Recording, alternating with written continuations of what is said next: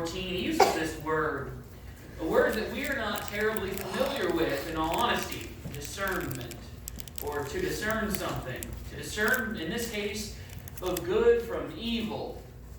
To discern means to see and identify by noting differences. When I was a kid, my favorite part of the comic strip was Garfield, and then second to that was this little box, these two little boxes at the bottom that were find 6 differences between these very similar pictures. And there were usually only 6 of them, and it would drive me nuts when I couldn't find all 6 of them, if I was missing one. And they were an opportunity to discern the differences between 2 pictures. Many things require discernment. In fact, we talk about a discerning palate for an individual who can eat something and tell you what is in it because they can differentiate, they can identify the different flavors and where those flavors come from. I am not one of them. I have no idea what's in stuff. I just know whether I like it or not. That is not discerning. In fact, discerning has nothing to do with the subjective thing. The objective thing in this case is what exactly is in something. My father-in-law is actually very good at that. He can eat something and he can tell you basically what's in it. The best chefs are the same way. I think also of, for instance, the Secret Service. And you might think, well, you have to discern, right, people that are good for bad, somebody might harm the president. But actually, the largest portion of the work that the Secret Service does has nothing to do with the president or Congress. It actually has to do with the U.S. currency. They are charged in a large portion to protect it. And so the Secret Service actually deals with counterfeiting. And you don't have to know every way that someone might very well counterfeit something. The best way to know whether something is a counterfeit or not in any form or fashion is to simply know the original incredibly well. To recognize the original is to recognize anything less than the original or any difference from the original, and that's oftentimes how the people in the Secret Service that go into that category, they're trained. Not necessarily every difference that may exist, but specifically what the original is supposed to look like. And the same would go for art dealers, would go for anything that can be counterfeited. The assumption is, if something can be counterfeited, that there's an original, that there's an authorized version, that there is something that stands as the objective sense. And that's an important distinction to make. In Isaiah chapter 5, verses 20 through 22, God tells the Israelites that they were supposed to learn how to discern good from evil, but there were some who were pandering good as evil and vice versa. In fact, he says, woe to those who call evil good and good evil, who put darkness for light and light for darkness, who put bitter for sweet and sweet for bitter. Woe to those who are wise in their own eyes and prudent in their own sight. Brethren, you know people like that. Hopefully we are not people like that. Hopefully we are not wise in our own eyes. Hopefully we recognize that in this case we are not talking about what one likes or doesn't like, what is pleasant or unpleasant, because those, again, are subjective concepts. There are some things that I like that other people do not like. We bought a pie last night, and I joked with my wife because she thought that banana cream sounded real good last night, but she's pregnant, and those things change very quickly. And so she might not feel like banana cream pie, or she might turn her nose up at the whole pie altogether because suddenly she doesn't feel or think that that's a worthwhile flavor anymore. We want to deal with objective things which hold specifically eternal purpose, like, for instance, the gospel. The gospel of Christ is not a subjective thing. It is not something that we get to determine in any shape or form. And that is a very difficult thing for we as humans to get our minds wrapped around. And we deal with people regularly who do not grasp that simple, basic truth, and it is incredibly frustrating. But it's even more frustrating when people present it as if they believe in the truth, but they prove that they don't because they don't hold to it. In Galatians chapter 1 and verse 6, Paul warns against a counterfeit gospel. A gospel that may at first seem like the gospel, but is not in fact the gospel. In fact, he says there in verse 6, I marvel that you are turning away so soon from him who called you in the grace of Christ to a different gospel, which is not another. But there are some who trouble you and want to pervert the gospel of Christ. They want to make changes to it. They want to decide what is or what is not involved. And as we talked about this morning, and I was trying very hard not to get involved in my lesson because it happened to line up very closely, and I did not want to preach my sermon for Bible class. That does not do well. It's important to recognize that Paul sees that the gospel is an objective thing. That it exists outside of human intervention, that it exists regardless of whether it is believed or not, whether it is understood by the people or not, whether it is desired by folks or not. The gospel is outside of human changing. It exists outside of that. In verse 8 he says, "But even if we or an angel from heaven preach any other gospel to you, then what we have preached to you, let him be accursed." Paul says, what you have is what you need. Now, we might like it to be different. We might like it to change. And in those cases, when I get to the point where, well, man, I would really like this if this were just a little bit different. What I really need to do is wrap my head around the fact that God is greater than I am. Because that's what I'm saying. I'm saying that if there is some aspect of the gospel that I would like changed, that I know more than God. And whether we want to say that out loud because we fear that we'd be struck with lightning or something, that's exactly how we're acting. When we determine in our own hearts and in our own way that we wish that something were slightly different from what it actually is, we're saying that we think we know more than God. And that is not a position any of us should ever take. In fact, the whole position that we're going to talk about here and tonight and probably next week is that God knows more than we do. That His truth is truth. It is objective, not subjective. And in fact, our position is always subjective. The position that we take on morality, on ethics, on the right or the wrong, the good or the evil of a thing is incredibly subjective. In fact, in Proverbs chapter 14 and verse 12, there is a way that seems right to a man, but its end is the way of death. And I tell you, friends, it's always the case. Every idea that I've ever come up with that I thought was brilliant, they turned into ash in the mouth when I finally got to the end, the culmination of the whatever it was. We think we come up with great ideas. We think we come up with incredible things. Unfortunately, we are not God. We don't see the ends from the beginning and the beginning from the ends as God does.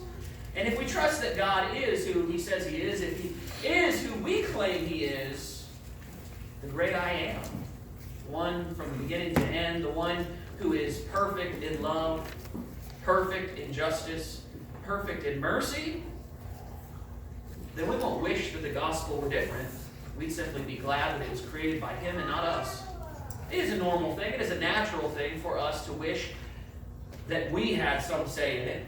Because we, as natural human beings, as entities on the earth who are a fair bit arrogant, think regularly that we can do better. We can. And we hide it in other ways. In Ephesians chapter 5, the point is that we discern, God determines.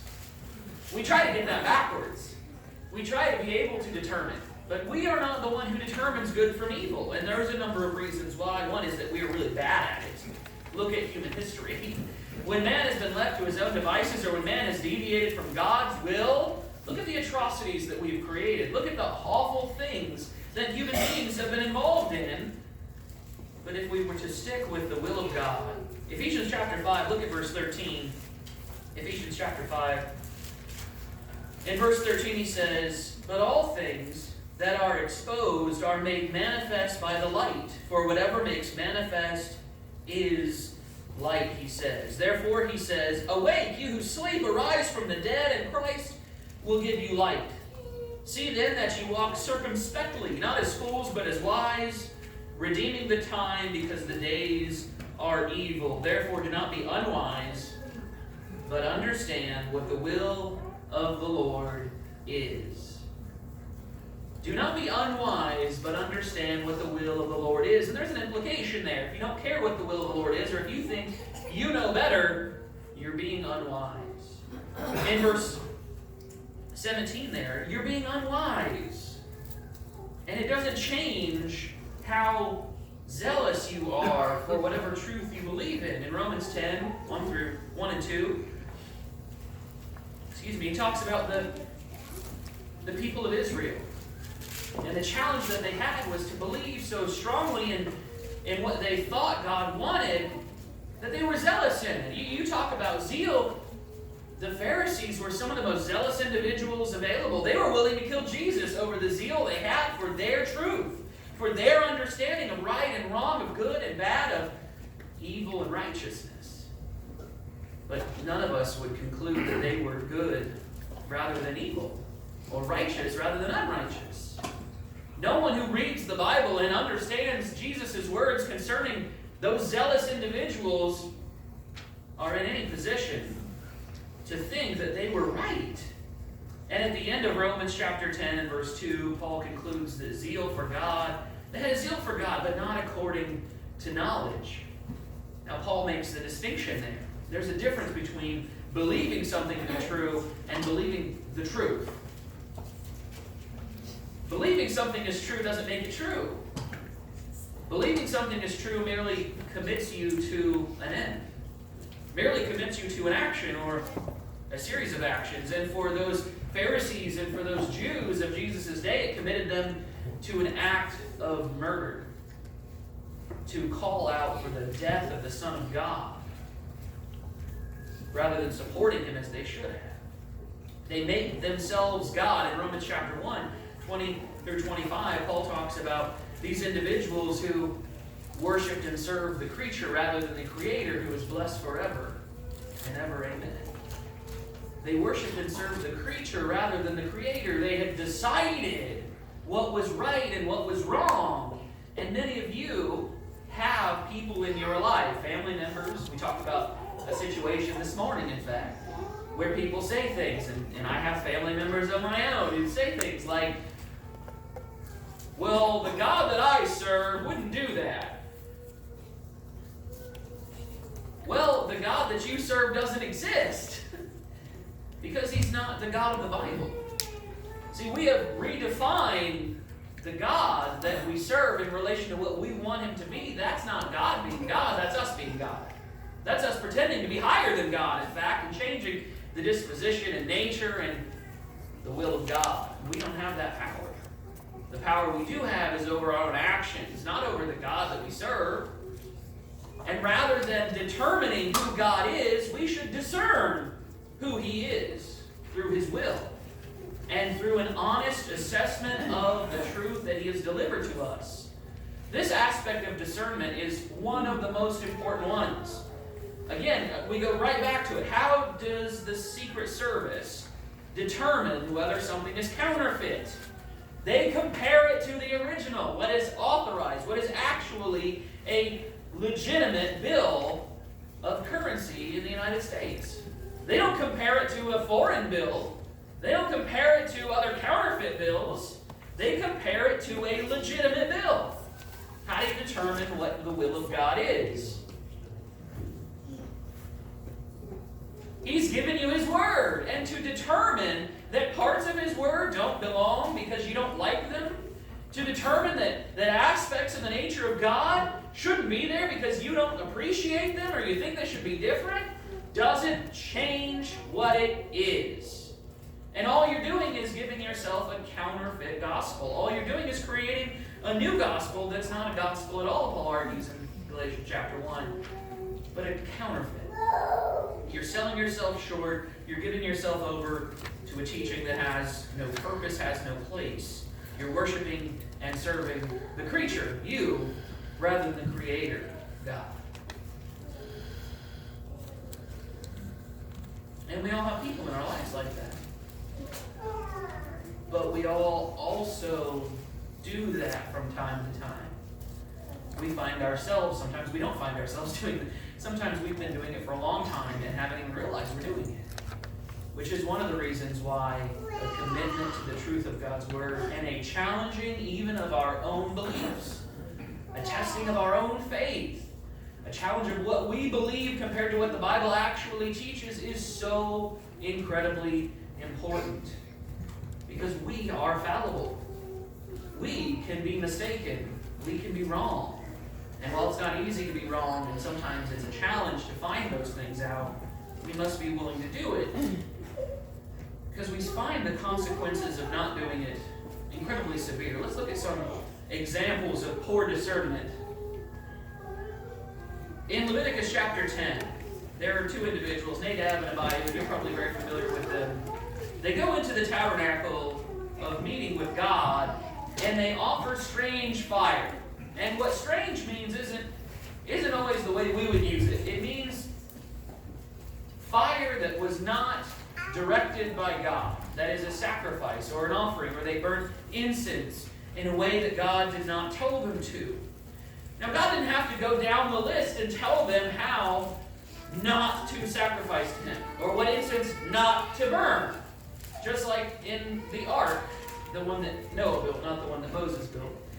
The one that Noah built, he didn't have to tell him not to use oak or ash or hickory. He just told him to use gopher wood, and whatever that was, that's what Noah used, because it says that he did exactly what God told him to do. He built it the number of stories, the length and width, the height, everything that God told him to do, that's what he did. And in this case, strange wood, in our case here, would have been anything other than gopher wood. Strange fire for Nadab and Abihu, we're not entirely sure what exactly that means. But they offered something to God that was not according to His will. And so God says, you know what? Kind of like that. Okay, fine. No, that's not what happened. God is serious about His commands. He expects His commands to be upheld. And if you want to be a follower of God, then it's important that you do what He said. And He explicitly told them what to give, what to sacrifice, and how to sacrifice it. In fact, there are 2 whole books dedicated effectively to the sacrificial system. And when they didn't, fire from heaven came down and consumed them. And in verse 9, there's this interesting thing. Verses 6, 7, and 8, God tells their dad, Aaron, not to mourn over them. They made a poor choice. And for whatever reason they made that poor choice seems to be indicated in verse 9, in fact, because immediately following this situation, and immediately after God tells Aaron not to mourn, He also tells him, by the way, don't drink intoxicating beverages and then go in and worship me. Which seems to imply, I will use the word, imply, that may very well have been why Nadab and Abihu did this really, really dumb thing. They were intoxicated, which is another warning that the Old Testament gives to not be intoxicated, because it disrupts your ability to discern good from evil, right from wrong, what should be done and what should never be done. And God comes down hard on Nadab and Abihu, in part, I suspect, because they were the first. In the New Testament, you have 2 individuals, Ananias and Sapphira, who make a poor decision. They don't discern well how things should be done. They lie not only to the people there, but also to the Holy Spirit, Peter tells them. And they are killed because of it outright.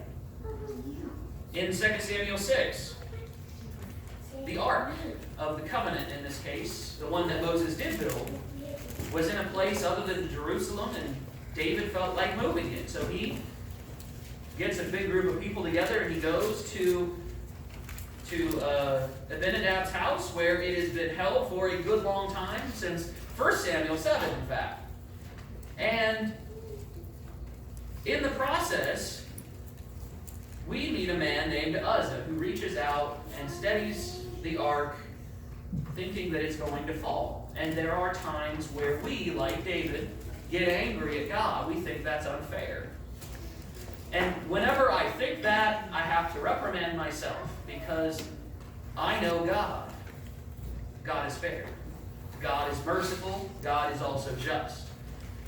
If I believe that God does the right things all the time, then I have to believe that God did the right thing here. I don't have a choice, right? I can believe otherwise, but it compromises everything else in line. And when I start down that path, I start down a path that's going to take me in a lot of really awful places.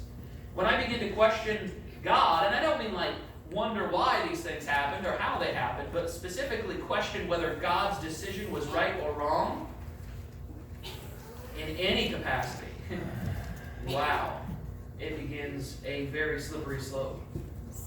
But notice in 2 Samuel chapter 6, Uzzah and Ahio, the sons of Abinadab, drove the new cart. Uzzah's not some random person that's just standing by.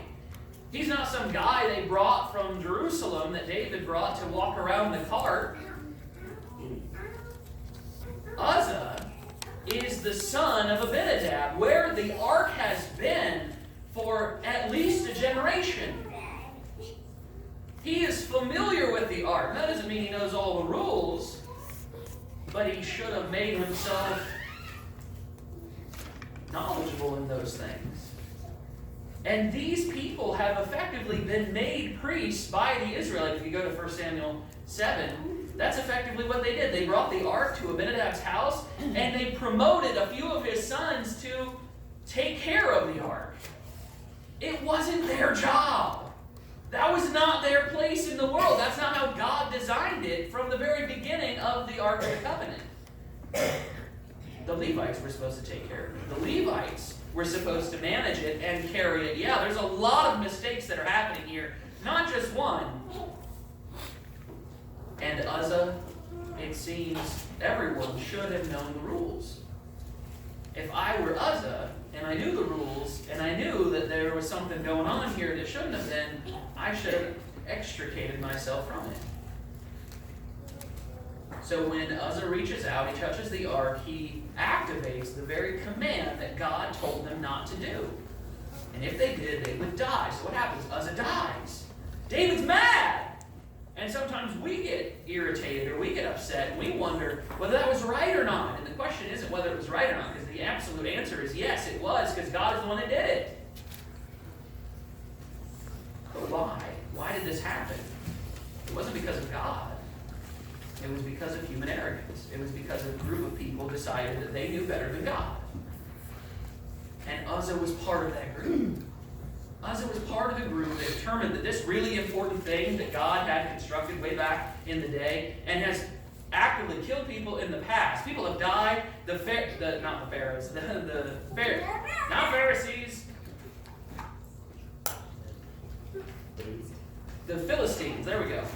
I think someone said that. I heard it in the back of my head. I don't think it was me though. The Philistines, they experienced a great deal of wrath from God in relation to it. And so there was some real big mistakes, but none of them were made by God. And the choice to destroy Uzzah was, in effect, the decision that God had made way back in the day when he said that anyone who touches it is going to die. In Judges 13 and 14, Samson, he chooses poorly in relation to his spouses. Now, for a number of reasons, and maybe his first spouse was a perfectly good woman. It's unclear. There are some issues that go along with the scenario and the situation with his first wife, but on top of everything else, she's a Philistine. Glad that word came to me earlier, because now I really need it. She was a Philistine.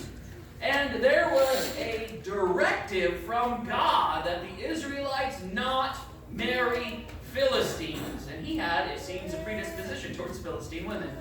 He had some real issues. Not all the judges were good. In fact, most of them, like the kings, were not terribly good people. They were pretty bad people, in fact. They just were used by God as a tool to fulfill his will, as a champion in most cases. And Samson was that way. God used Samson's proclivities to bring about his will.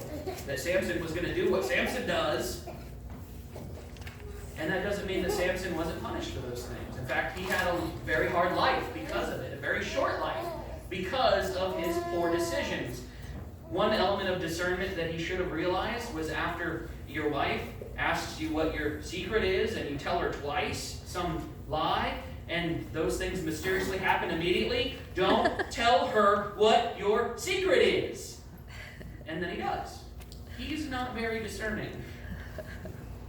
But that doesn't mean that God couldn't use him. In fact, perhaps Samson saw clearest after he was blinded. Isn't that weird? That sometimes it's the injuries that we sustain that bring our attention to the things that are really important. What did Samson do after he was blinded? Something I don't know that it ever says he actually does otherwise. He talks to God. He prays to God that God would reaffirm his strength just for the moment so that he can take vengeance on these Philistines. And it was God's will that it be done, so he did. Perhaps Samson saw clearest after he was blinded. In a similar way, it took Saul of Tarsus being struck blind to see the truth that was before him in Acts 9. Sometimes injury leads to understanding, leads to us being willing to see things that we wouldn't have seen otherwise. Sometimes evil, pain, and suffering exist to bring us out of the nonsense that we are caught up in. In Revelation chapter 3 to the lukewarm church, who Jesus says he's going to spew out of his mouth, or in some translations, vomit out of his mouth. That's a pleasant imagery there, and it's entirely meant. It was so distasteful, this congregation of God's people, still a congregation of God's people, but on the border of being removed from that familial relationship. And part of the reason he's going to spew them out of his mouth, verse 17, is because they say, I am rich, have become wealthy, and have need of nothing. And they don't realize that they are wretched, miserable, poor, blind, and naked. At what point did Samson realize that things needed to change? When he was weak and blind and frail. At what point did Saul realize that things needed to change? He had to come to Jesus meeting on the road to Damascus, where the Lord blinded him of all things. And many other situations like that exist through the Scriptures, where people have to come to the understanding that they are not God. That's oftentimes come to Jesus meetings. Hey, by the way, you're not God. And there are times where I feel like that needs to be said, which is ridiculous. But there are times that I even have to say it to myself, and I'm sure that others have had to say that to me as well. Hey, by the way, Chris, you're not God. And when we start to pretend to be so, when we start to decide who God is for ourselves, rather than allowing God to determine who He is, and we simply accept that He is, then we've got real problems. And we, like those Laodiceans, need to come to God, because He counsels them to buy gold from Him that they may have real wealth. And He'll wash their clothes for them in His own blood, that they can have salve for all their injuries, and they can be able to see once more for real. And He's not talking about simply being able to see or being physically naked.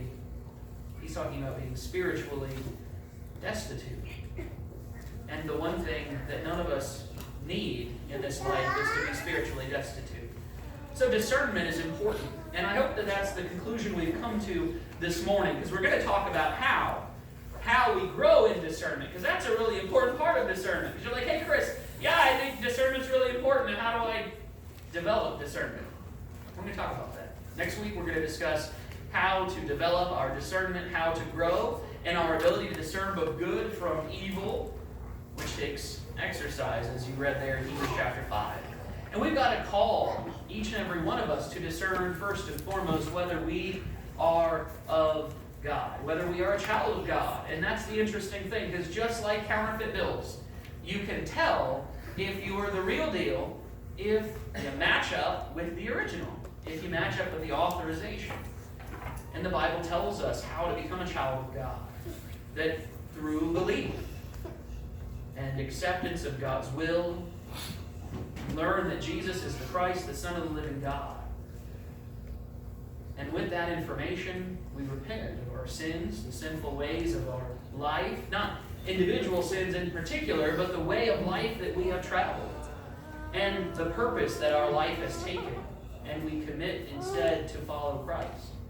Confessing Him before men, we can be baptized. for the remission of our sins, as those in Acts 2 were, and all of the individuals through the book of Acts. The book of conversions. They were baptized for the remission of their sins. One form or fashion, one individual to another, they became Christians, as Ananias tells Paul, Saul of Tarsus.